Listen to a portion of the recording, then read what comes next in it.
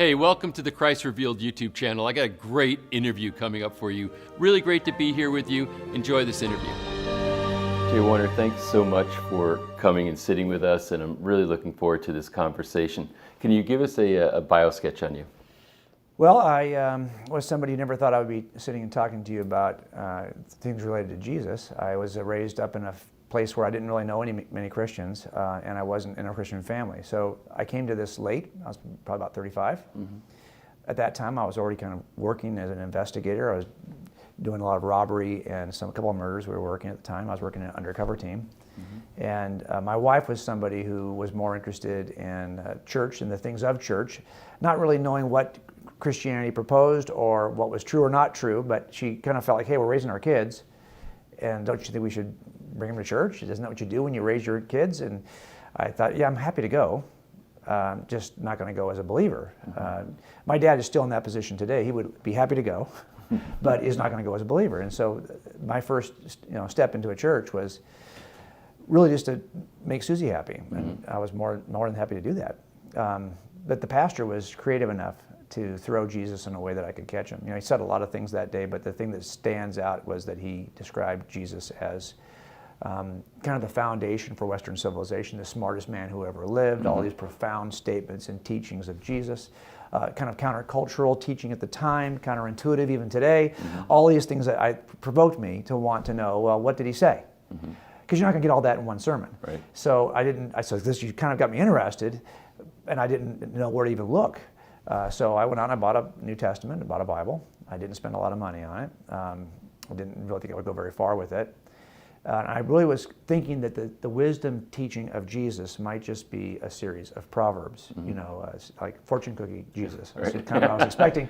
And it didn't work out that way. I saw that these were couched in the Gospels, these accounts that someone appears to want me to believe actually occurred. They're historical narratives, at least that's the way they're being pitched. And so I started thinking, okay, so is this all a kind of a fictional, mythological narrative that teaches a good story? Is it really the remnants of an eyewitness account? Is it truly an eyewitness account from the first century? I just needed to know before I could assess this. And I really wasn't trying to disprove it. My goal was not to, I didn't think it was worth even proving. I thought it was so absurd, patently absurd, that this miracle worker who rose from the dead was.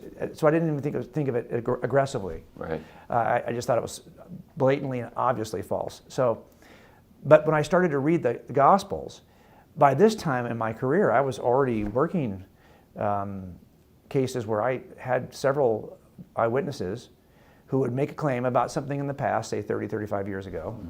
And I really finished my career doing nothing but cold case homicides. And that skill set teaches you things. And one of the things it'll teach you is how to assess eyewitnesses. Is this really an eyewitness account? Can I really trust this as an eyewitness account? And what about the statement is reliable or not reliable? What are the techniques we use to determine if something is reliable? And I thought, well, this is a good opportunity to test and use the skill set that I had, right? And they're off to the races. As a matter of fact, I think within about 6 months of really tearing through, I still have that first Bible. it was like a forensic statement analysis is what I was using. It's a process we use, right? And determined. I thought, I told Susie, as much as I hate to admit it, this feels and has the texture of reliable eyewitness accounts. And so, what do we do? What if this crazy idea, this crazy story is actually true? And I'm measuring this in every way that I knew to measure it. And I was becoming comfortable with the reliable nature of the accounts. And then you're stuck with this guy who rose from the grave. So I had to make a decision. Yeah, so basically, you had many years, I guess, of experience in police work, and at this point in your life, you're a detective, and you're working cases, and like you said, cold cases, so that means they're somewhat historic. Yes. Maybe not a couple thousand years historic, but they're... Well, here's how that's going to unwraps. If you think about the nature of my cases, I get a case where someone is interviewed 30 years ago about what they said they saw. Right. That person sometimes will pass away before I can even get to the case. Right. Well, so you can go to the detective, right? Well, he's written a report, but guess what? Sometimes those detectives have also passed away. There's a good chance they were even older than the witness they were interviewing. So now I'm stuck with the report. of something that occurred in the past, according to some eyewitness, Right. and I don't have access to the eyewitness or to the report writer. Right. Well, what am I looking at in the Gospels? I've got an account of something that allegedly happened in the distant past. I have no access to the alleged eyewitness or the report writer. So I'm really, it's the same process, it's the same skill set you're going to apply. And that's where I found myself. And I really didn't think of it that way. I didn't think of it, wow, I'm in a unique position to be, I just thought, well, how else would you assess this? I mean, how would anyone know if this is true? And I only knew one way to do it. And so that's how I approached it. So you seem to have taken, at least in one aspect, a special interest in the resurrection. Right. And really digging in deep That's right. there. And so with that, can you walk us through the actual process you went through?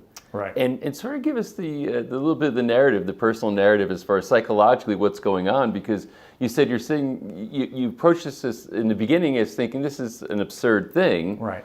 Now you got my curiosity, I got some interest here, and I have a particular set of skills, and why shouldn't I apply them here if I'm applying them out in the rest of the world with what I do? Yeah, this is the centerpiece, I think. The entire philosophical, historical system, the claims themselves hinge on whether or not Jesus rose from the dead. I mean, I didn't even get to the point where I was reading Paul's letters to hear him say something similar in 1 Corinthians, but I knew just from my own perspective, it's all going to come down to this. Because if you're an ancient wise sage, and by the time I read the Gospels, I had read other ancient wise sages, right. but none of them made a claim to die and come back from the grave. So this puts Jesus in a separate category, and I knew that was going to be a deal killer for me, probably, you know, right. because I was a philosophical naturalist. There was no way I was going to accept something this supernatural. So I had to approach it in two ways. Number one, what is it that we would typically say verifies that an account is reliable? And typically that's built on a number of questions that we would allow jurors on a criminal trial to think about when they're assessing eyewitnesses on the stand.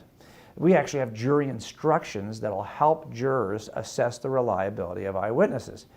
But they are, there's a bunch of them, you know, about 13, 14 different instructions and questions they could ask. They all come down to four broad categories. Number one, was the person who's making this claim really there to see what it is they said they saw? Because someone could lie. Right. If you discover he's not even there on that day, that witness is going to be off the table.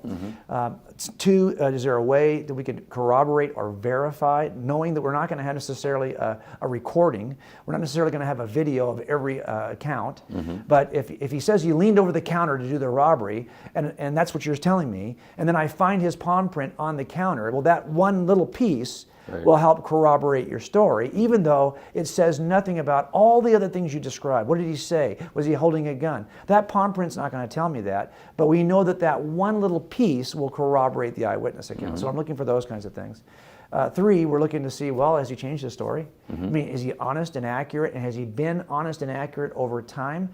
Anyone who's changing their story over time is probably not telling you the truth. So consistency. Yeah, consistency. And then finally, bias. We're looking for, hey, what is it would motivate this guy to lie to me?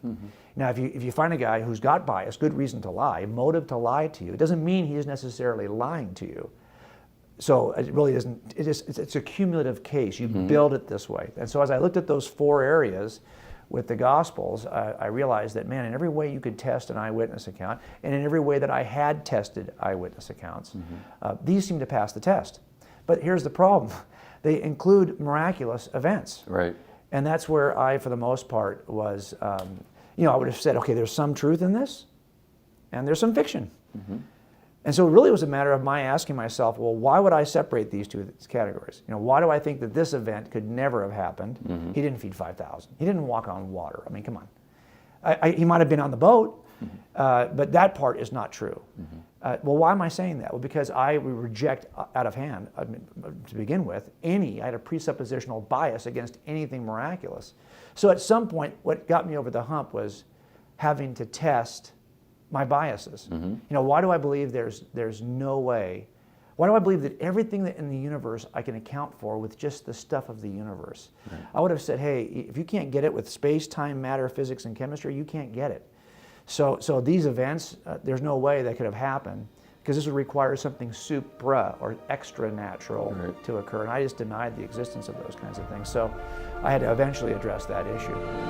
That's it for this particular interview. Thanks for joining me. Really excited to take this ongoing journey with you as we keep bringing more content. If you haven't already, you really should subscribe to this channel. There's a lot of phenomenal content coming down the road into the future that you'll want to know about. Leave a comment down here. I think people would love to hear from you, and then you can hear from them too. If you liked it, go ahead and give a like. It only takes half a second, and share this with people that you care about. The world needs more light in it right now. So thanks for being with me. Hope to connect with you again soon.